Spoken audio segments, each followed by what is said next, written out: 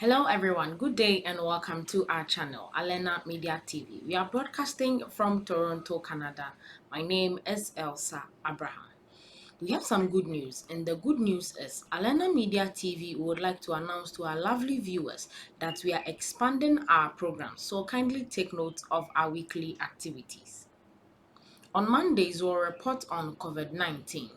Tuesdays are African history. Wednesday, world news. Thursday, African news. Friday, world history. And Saturday, editorials.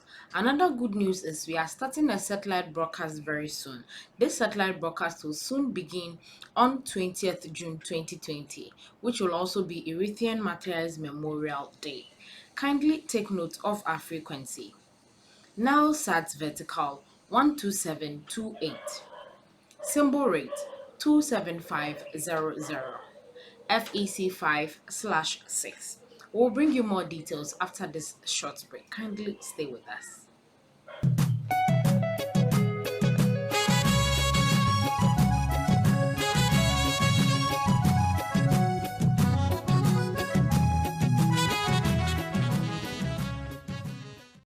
In today's history lessons, we are going to bring you history about Djibouti. Now, the history in details. Djibouti is a country in the Horn of Africa. It is bordered by Somalia to the southeast, Eritrea and the Red Sea to the north and northeast, Ethiopia to the west and south, and the Gulf of Aden to the east.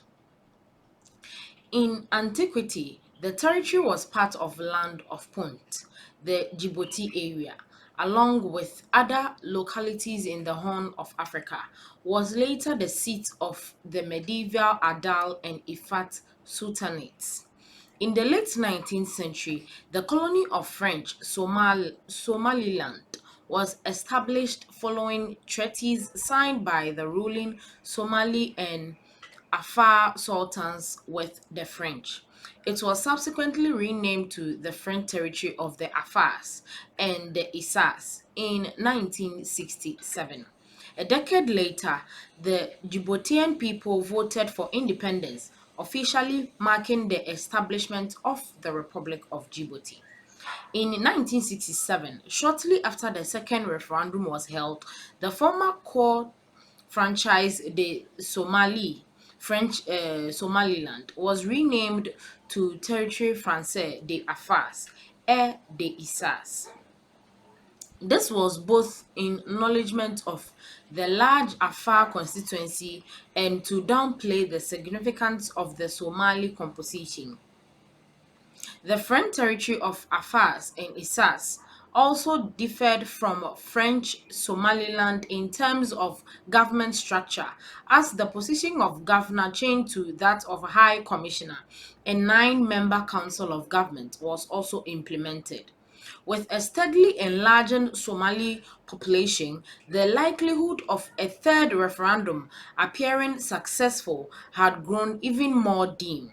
The prohibitive cost of maintaining the colony and the fact that after 1975, France found itself to be the last remaining colonial power in Africa was another factor that compelled observers to doubt that the French would attempt to hold on to territory. In 1976, the French garrison centered on the 13th Demi Brigade of the Foreign Legion had 13 DBLA had to be reinforced to contain Somali irredentist aspirations, revolting against the French-engineered Afar demonization of the emerging government. The French forces were involved in the response to the on 3rd February 1976. On June 27, 1977, a third vote took place.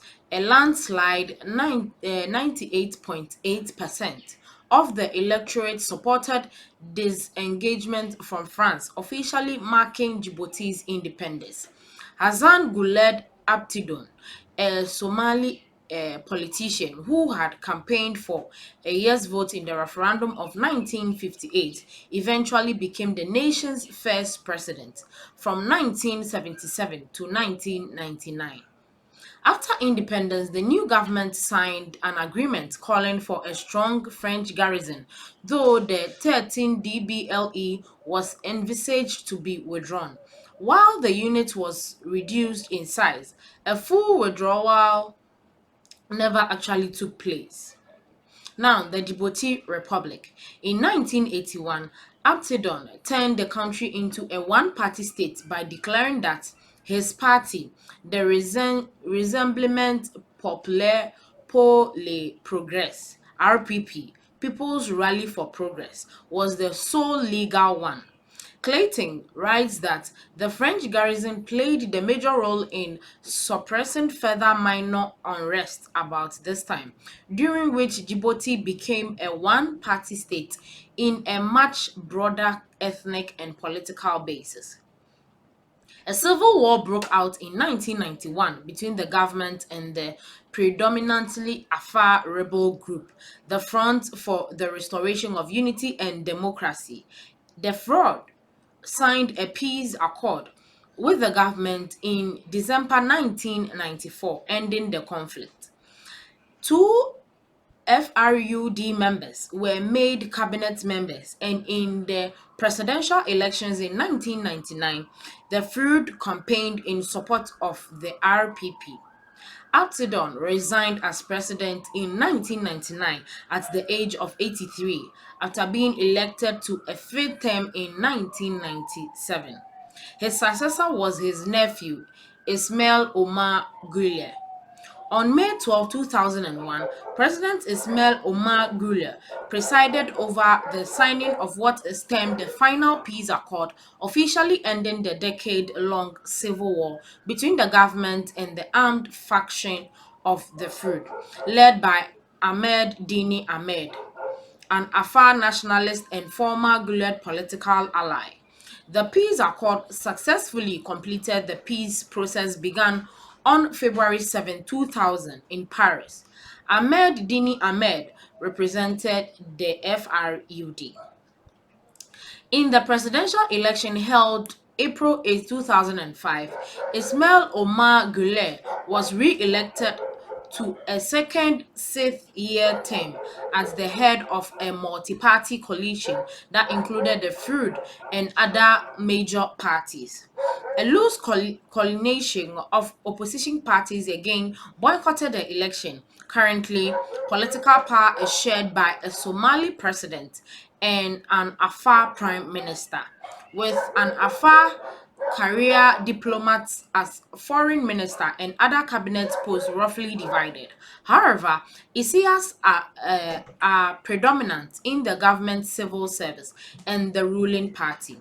That, together with a shortage of non-government employment, has bred resentment and continued political competition between the Asaya Somalis and the Afars.